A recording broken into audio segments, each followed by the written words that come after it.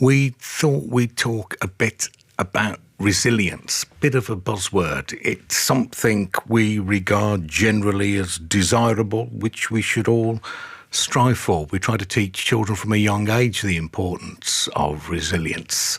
In a way, we've gone back to where we were, in a sense, when teachers would always push for pupils to be tough and get on with it at school. But now there's a thought that pushing the idea of resilience could be damaging to children's self-worth and self-esteem. So where do we find the appropriate balance? My next guest knows a thing or two about resilience, having spent 8 years as vice president for Twitter. Bruce Daisley is also a writer and has written a book called Fortitude, Unlocking the Secrets of Inner Strength. Bruce, thanks for coming on. I've really enjoyed reading the book. I'm not sure what I'm supposed to think about resilience as being something vital to have or not so important or perhaps unhelpful in some ways. Yeah, well, I guess in essence, firstly, the phrase is a strange one because we can't help but think it's got a degree of victim blaming to it. I remember I was in Beirut a couple of years ago. My partner's Lebanese, and I was there when this almighty explosion happened that you might vaguely remember seeing. And at the time, the city was sort of ripped apart. Every window in the city was broken. And I was just really struck by the fact that I was there on the ground as sort of, the outsider reading all this news and consuming all this news. And all the coverage said, oh, well, if we know anything, the Lebanese people are resilient. They're able to get back on their feet. They're able to cope. And the really interesting thing was that the people there, the people on the ground, weren't saying that. They were sort of saying, what choice have we got? We've got no choice. We've got to get back up off our feet. And so I was just really struck by the fact that we see this resilience word. And the really interesting thing about resilience is that, like you said, it's this buzzword. Everyone wants it. The US Army spent $1 billion training every combat soldier in America to be more resilient. It's largely because there's this secret, unspoken shame, really, that more American soldiers now are dying of their own hands than are dying in war. So you've got loads of people spending money trying to produce resilience. It's, this strange word that blames the victim. And yet what you find is... In what way do you mean blame the victim in the sense of its absence? If you're not resilient, then it's somehow your fault and you're just not made of the right stuff. Exactly that. Or if you have a setback, if you have something, if your parent dies or if you have something that happens to you, people say, oh, well, you need to be resilient. And it's kind of diminishing the fact that people have gone through this misfortune and are not understanding the difficulties they've got. But even that aside, even the fact that, it maybe is an unfair expectation that people who've had these misfortunes can survive, we recognise that a lot of us would want the people in our lives to be able to bounce back from setbacks. And what you find is that, whether it's the US military spending $1 billion or loads of schools now are training kids on how to be resilient. And you see that effectively what happened is that anytime those resilience programs are measured, they don't seem to work. They don't seem to have an impact. A guy said to me something that I thought was a nice bit of logic. He said, never in the history of calming down has someone calmed down by being told to calm down. And resilience is a bit like that, actually. Never has someone been more resilient by being told to be more resilient. And what you find is that, it's obviously a desirable thing. A lot of us are seeking to produce it.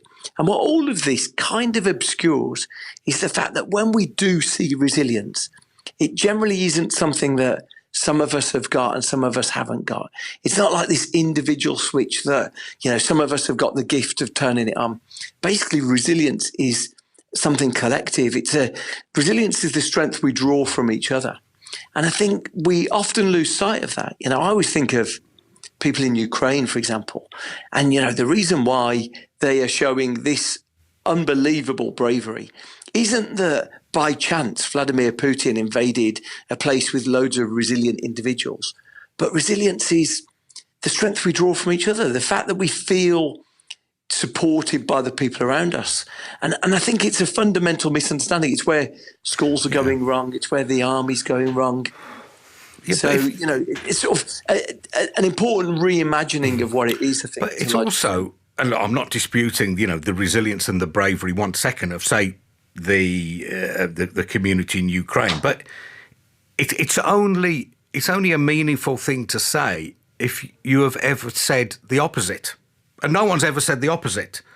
Nobody's ever said of a community under fire in whatever sense, a city, a town, or a country, and ever said, "Oh, they're not very resilient, that lot, are they? They could be more resilient." Do you know what I mean? So I mean, if you can't, okay, you can't get somebody to calm down by telling them to calm down. At the same time, we would want our kids to be resilient, to be able to take, withstand the slings and arrows of fortune. Let me give you another example. There's a really interesting piece of work. Anyone who's got teenagers in their lives would be fascinated by some work by this. There's an expert in teenage mental well-being, a woman who teaches at the University of San Diego called Professor Jean Twenge. And she did a really fascinating piece of work. Look, overall, her work, she often talks about teenagers are going from being Generation we, she calls them, to Generation me. Teenagers used to be surrounded with all their mates. They used to be in each other's company, in each other's bedrooms, in fact. And she says now they're not spending as much time face to face with each other. So they're not spending as much time in each other's bedroom. She says the iPhone has had more impact reducing teenage pregnancy than any government campaign in history. Right, fascinating how it's evolving. But she did this one piece of work that I think is fascinating. Right at the start of the pandemic, at the sort of the very beginning of the pandemic, those moments where, we were queuing outside a supermarket to buy pasta or toilet rolls, that very start, the sort of jigsaw stage of the pandemic, she looked at she looked at teenagers, and what she found was that she was expecting, because of what happened subsequently, she was expecting it was going to be a mental health disaster, that, teenagers were struggling.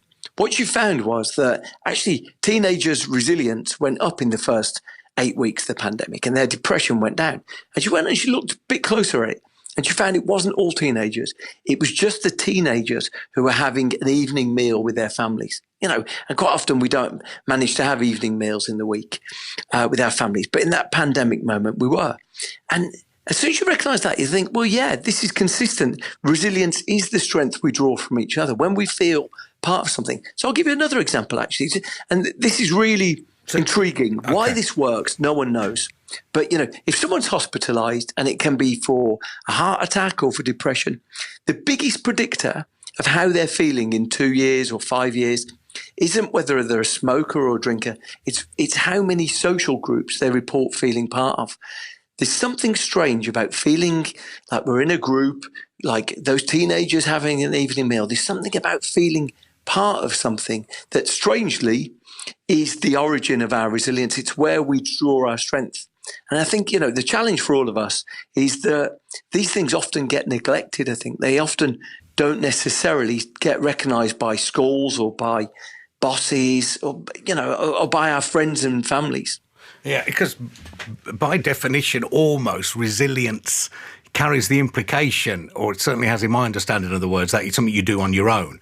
Resilient, you're on own here, you've got to tough it out on your own, where it's by definition, it is something which you can only do with the help of others. That's a useful redefinition of it, I suppose. Exactly that. It's very rare that any of us, I think, would find ourselves feeling resilient and not feeling like we've got the support of family and friends around us.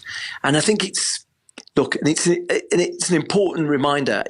Often teachers are told they need to make kids resilient, or, we might have someone in our lives who's struggling, and they might be struggling with burnout or anxiety or depression. And if we knew actually the best thing we could do for them is to reconnect them with like-minded friends and family and help draw their social connections, I think it's a much clearer way for us to deal with it. Quite often you find with resilience training, I remember chatting to a friend of mine during the pandemic, and she said she'd confessed to her boss she was feeling burnt out. And her boss says, no worries, we'll send you on a resilience course. And she said at the end of it, she said, look, I don't feel any different, but I'm scared to tell my boss. And as a result of that, I chatted to someone who works in an NHS hospital. And she said during the midst of the pandemic, obviously burnout was everywhere inside an organisation that sort of been mobilised. And she said during that moment, someone came round and pinned up a notice to the notice board saying resilience webinar on Thursday. And she said, it felt like a bit of an insult, actually. It felt like there was a sort of suggestion that people couldn't cope rather than workloads had gone up. But, her So what should have gone up on that sign instead?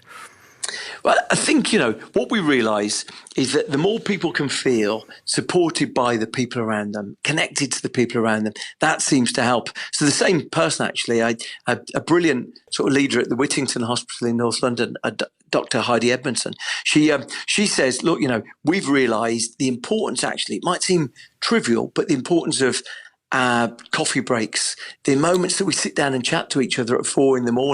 when sort of the demands shift. She said, we realised that actually getting to know each other, feeling connected to each other proved more valuable than any training course or intervention. Okay, so that sign could have simply said, come for a coffee, come for a drink even, I don't know, free sandwiches available. I don't know, anything that brought people together without uttering the word resilience, but almost that would be a byproduct of it. Yeah, there's a really strange phenomenon. I don't know if you've seen this phenomenon of men's sheds.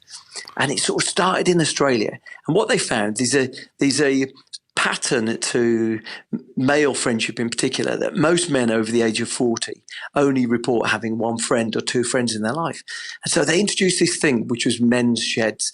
Men, don't necessarily want to make new friendships, or they find it difficult. So they created in Australia this idea that you could turn up any day in the week, mid-morning, you could turn up and work on a woodworking project, a sort of craft project. Now, superficially, that was the objective of it. Come and do a bit of woodwork on Thursday morning. But what it really did, the objective of it, was to enable people to form connections with their own community. And it's been transformational. It's been so successful. They've stopped calling them men's sheds. They call them sheds now. And anyone can come along and participate, because it had such an impact on the health and well-being of the people there. So I think, as soon as we recognise resilience is the strength we draw from each other, we recognise that social connection. It just helps you, I think, reframe where you would find it. I mean, you've identified evidence that amongst super successful athletes, those who've had troubled, if not traumatic childhoods, are overrepresented amongst the real high achievers in sport. But I mean, so what you're getting at there, I suppose, is, what doesn't kill you make you stronger. But there are dangers with that, because it would have been much better all round if the bad thing hadn't happened, wouldn't it? To see just any kind of benefit is just wrong. Some people survive bullying and come back stronger. A lot of people are damaged for life, for example.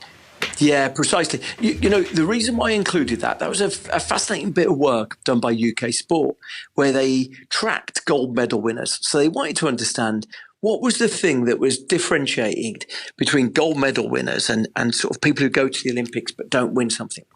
And what they found in their work, which is, it's mesmerizing reading, they found that people who won gold medals were far more likely. All of them, 100% of the people they tracked who had gold medals had had a significant moment of childhood trauma. Now, look, we can see these things. Tom Daley's dad died. Mo Farah was victim of human trafficking.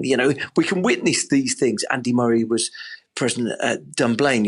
When we look at people who've sort of achieved these things. But I think the danger is we might read their biographies and think, oh, right, okay, well, trauma led to that.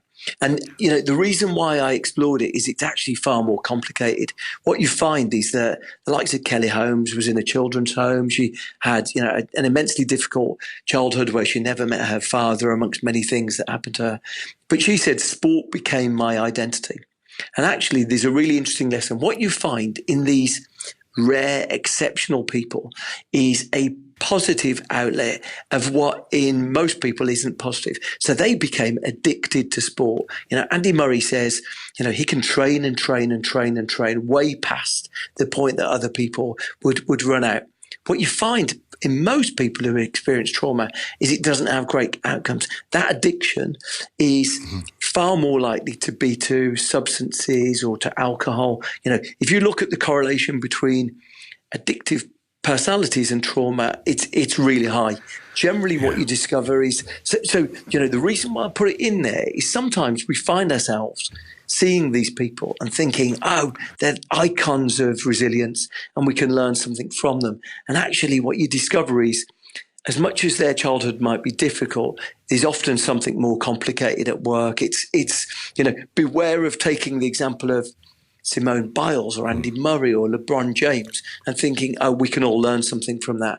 Actually, what you discover is this rare incidence of incredible, supreme talent, and they channel their whole identity into becoming that talent, really. Yeah, but I suppose the danger that can be communicated when you look at Simone Biles and so many others, Fatima Whitbread, or someone I interviewed recently, had a similar thing, is that you can get the idea that life is a game of no pain, no gain. You've got to have suffered a bit. I mean, I suppose that can be a bit of a disincentive, even if you believe that too much. So I've had a reasonably happy childhood and stuff, so I'm not going to be able to create that great bit of work. I'm not going to be able to rise to the very heights of music or sport or whatever. It's not necessarily beneficial. Yeah, I think, what you find is in all of these people, the research about the Olympians said that, look, there are 300 gold medals for a population of 9 billion people. You're going to find these people are, by their very nature, different. And I don't think any of us should necessarily think, okay, well, if I lack the motivation of one of these elite athletes, that I'm failing. But I think it's a good reminder, it's an important reminder that we all get our motivations from different places. A lot of people get their motivations. You'll witness it when we're looking at Premier League teams, and there's some teams, they've just got an incredible force of sort of connection between them. In the past, Jurgen Klopp seems to have created this incredible camaraderie. Or, we're just in the news before, we were hearing about Crystal Palace, and they seem to have hit this vein of form by sort of starting to forge a someone sort of managed to unlock it in their case. Okay, listen, that really good talking to you. I could talk forever. Bruce Daisley, thanks very much. Fortitude, Unlocking the Secrets of Inner Strength is out now.